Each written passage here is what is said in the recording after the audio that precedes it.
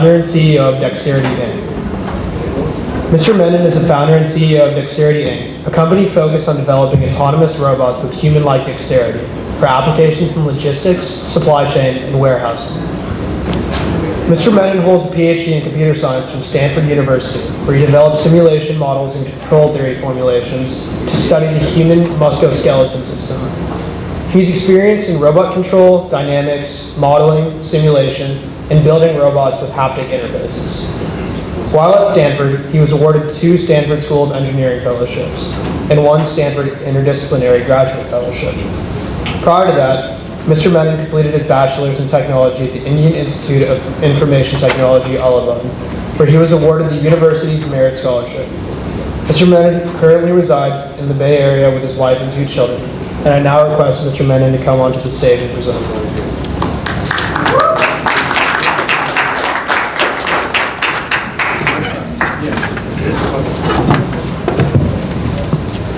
Good afternoon, everyone. Thank you so much for being here. Very excited to be part of this amazing community, and also very excited to talk a little bit about the work that we've been doing at Dexterity. I think as an entrepreneur, growing up in India, coming to the US, it was always a dream to be at the cutting edge of technology, to found a company and take advanced technology into production. So my background, I grew up in Dehradun as a small town kid, moved to Delhi, did the other stuff that was mentioned, got a real interest in robotics, and I think after coming to Stanford, dug deep and learned a lot about how we could transfer human-like skills into robots. So at Dexterity, what we do is we build the AI software that allows robots to behave in a human-like manner. Now, robots have been around since many decades. If you go back, you can see videos on YouTube from 1980, and there's a robot moving around doing something really cool. There's tons of robots in manufacturing plants and so on and so forth.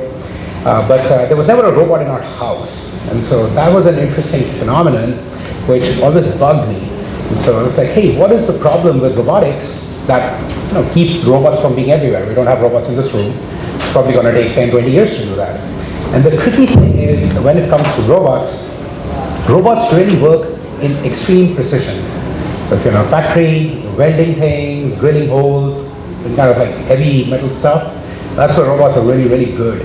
The moment you take them out of the factory and into the real world, the brain isn't quite as good, right? Like, so the robots are more precise than humans, they're super fine. Oftentimes they can do things that humans can't even do, but the humans can think better.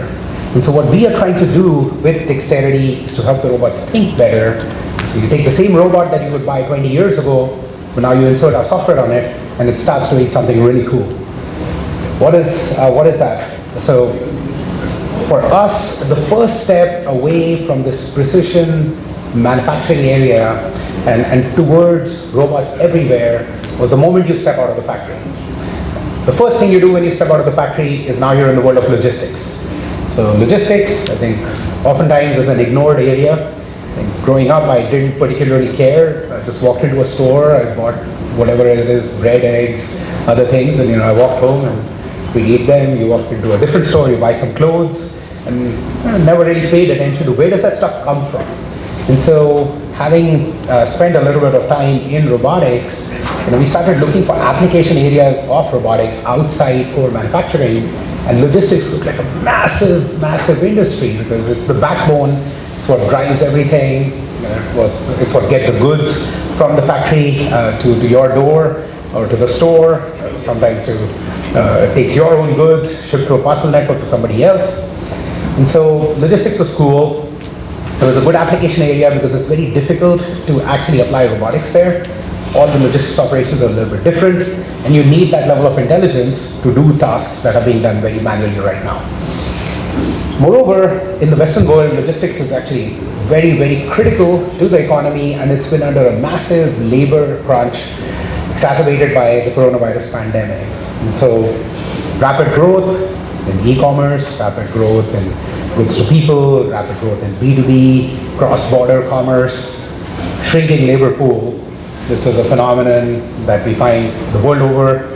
A lot of the population, as we get better, with our economies, as we get better with healthcare, the population starts to age. And the younger people are just not interested in doing manual work, more interested in like their cell phone, doing TikTok and all that cool stuff. So it's a big problem. You simply can't find the people to oftentimes do very intense, laborious work, especially in developed economies. And so that's where robots become really useful. The goal for us is to take robots out of the world of precision manufacturing and really into the world of labor, where they can serve as helpers to people by doing some of the back-breaking work and allow people to basically have better jobs and lead better lives.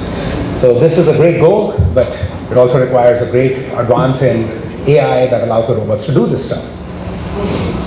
So there's, in parallel with the goal, of course, also a great market opportunity. And one of the interesting things that we learn as we try to build a business as an entrepreneur is it's very, very important to focus ourselves on the market opportunity. And oftentimes it can be a great goal, but there is no market opportunity. For instance, interstellar travel. I mean, it's really cool. We'd all love to go to a different planet and all that cool stuff, but right now there is no market opportunity with that. So with robotics, there is a great goal, also a great opportunity, and a hard problem. So that's what gets people's attention, gets everyone really excited, and gets everyone going. So what we did with robotics, to give a sort of high-level overview, is we are trying to take old-style robotics, which is what we call level 1. These are immobile, pre-programmed, big, bulky robots, into the future. So the first step in robotics is to actually give robots eyes. So the level 1 robots are totally dumb. They're like a pre-programmed machine, kind of like your dishwasher or your washing machine. The washing machine doesn't know very much. Actually, these days the washing machines are a bit smart too. They have weight sensors and cloth sensors and all that. But give or take, you put some clothes in there, it spins, cleans your clothes, you're done. You put stuff in a microwave, it rotates around your food, it's done. So level 1 robots are machines, kind of like washing machines and microwaves. You program them once, exactly the right way, and they do exactly the same thing again and again. Level 2 now, they're a little bit smart. This is what we've started to see in industry, where robots can have computer vision, they can look around. They're like, oh great, there's a person there, let me not bump into them. Oh, here's my stuff, let me go pick it up. But level 2 robots, just with vision alone, are kind of like, they're okay, they're good, but they don't have the sense of touch. They don't have the ability to think about the world. They can't reason about how to move around, and so on and so forth. And so what we work on starts at what we call level 3. So these are robots that now have all the different senses that the humans have. They have touch, they have vision, they have sometimes even hearing. They can do force control, they can work with other robots, they can work with people safely. At level 4, they also start moving around. So now you have intelligent helpers. That becomes pretty useful in warehouses. So we've been in production with some of our large flagship customers in the parcel industry, in the packaged food industry in the US, and now we're branching out into Japan, deploying level 3, level 4 intelligent robots. If you live in the Bay Area, it's pretty likely that, and you bought something online, it got delivered to your doorstep. There's a reasonably high likelihood within the past 6 months or so, some of your parcels were actually handled by a robot in a sorting facility, and that robot was ours. Very soon, hopefully, we'll be able to do a whole lot more than just a couple of those. There's a few photographs over here of the types of problems that we solve. Level 3 over there, what you can see is there's a parcel sorting facility, there's somebody picking bread, and so on the left is a photograph of a real-world person who goes to a baked goods warehouse. This is a really interesting use case. When you're at a bakery, you make 10,000 or 50,000 white bread, and you make 50,000 brown bread, and you make 50,000 buns, oat nut bread, cake, and so on and so forth. But a store doesn't want 50,000 white bread, it only wants 5 white bread. So somebody's got to walk around, pick up the orders for the stores. On the bottom right, you can see that's what our robots do. They move around, they pick up orders for stores, they get the job done, and then, voila, we can have bread on our store shelves. So it's super cool. But as we're moving forward, there's a transformation in logistics.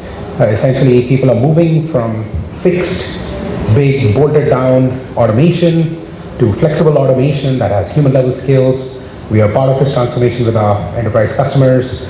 And at some point of time, I'd love to bring this technology to India as well.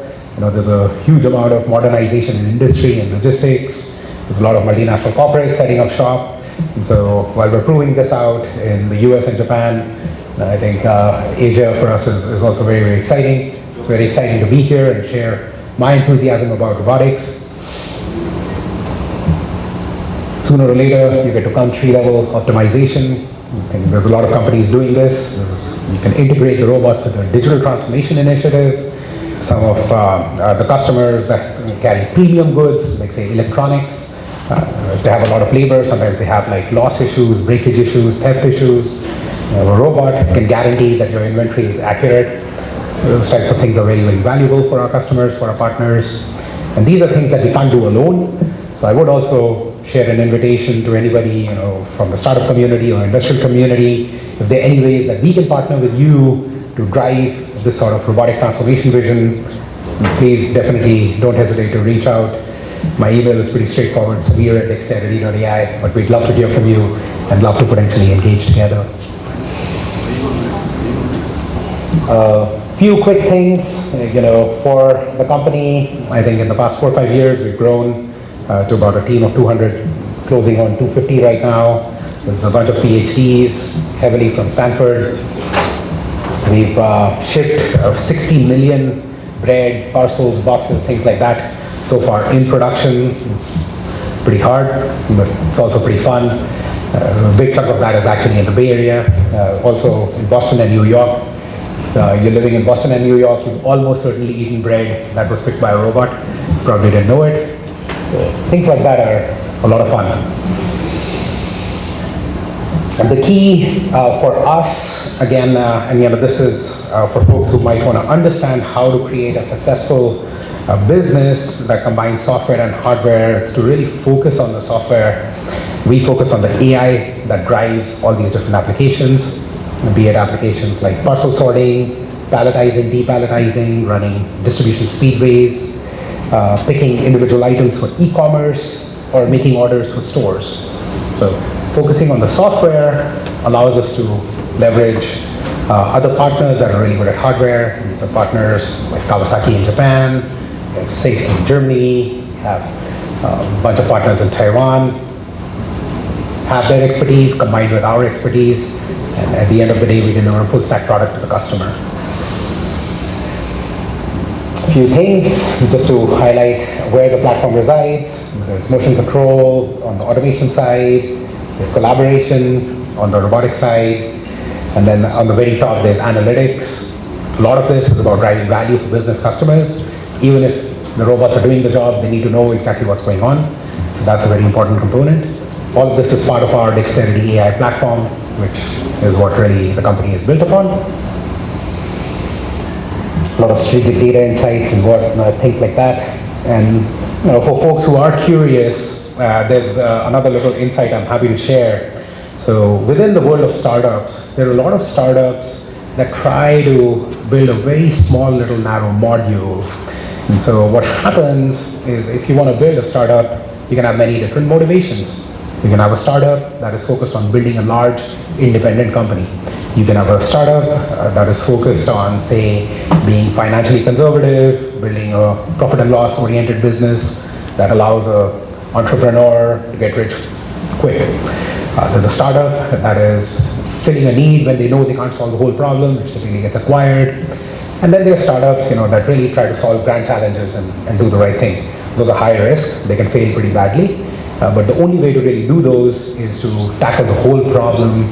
With Dexterity, we fall into that latter bucket of taking a big problem, high risk, high reward.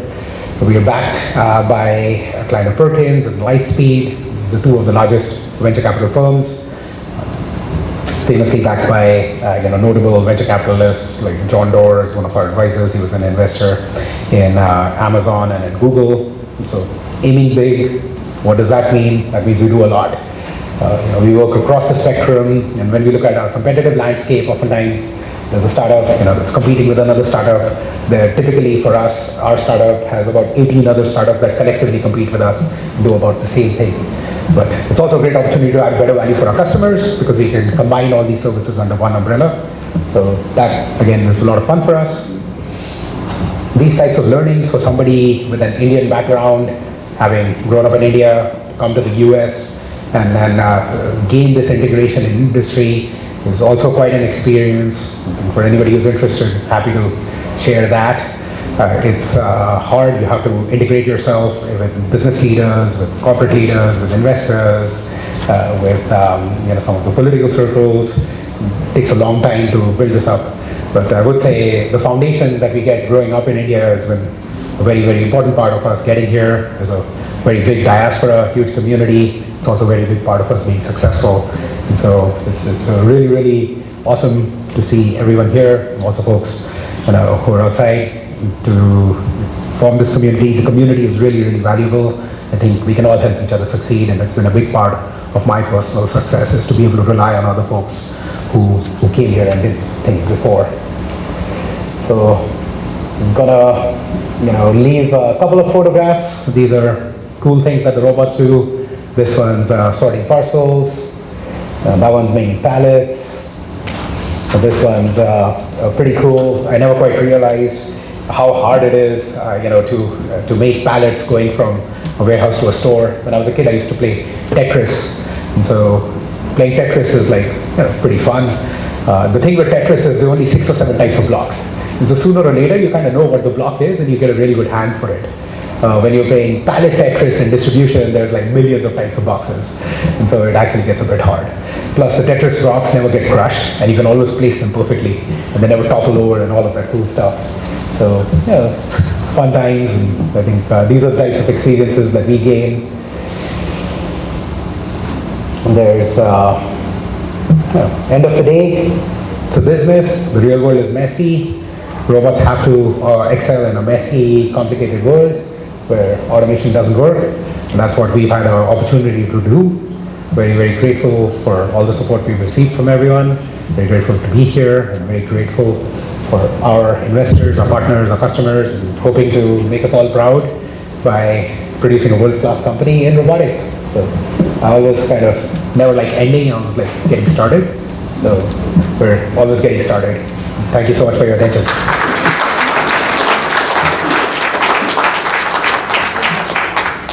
May I please ask Mr. Chandradith Banerjee and Mr. Navani to come to the stage to present Mr. Menon with the Technology Trendsetter plaque.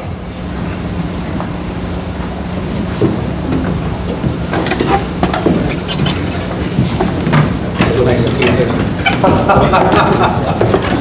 Please come.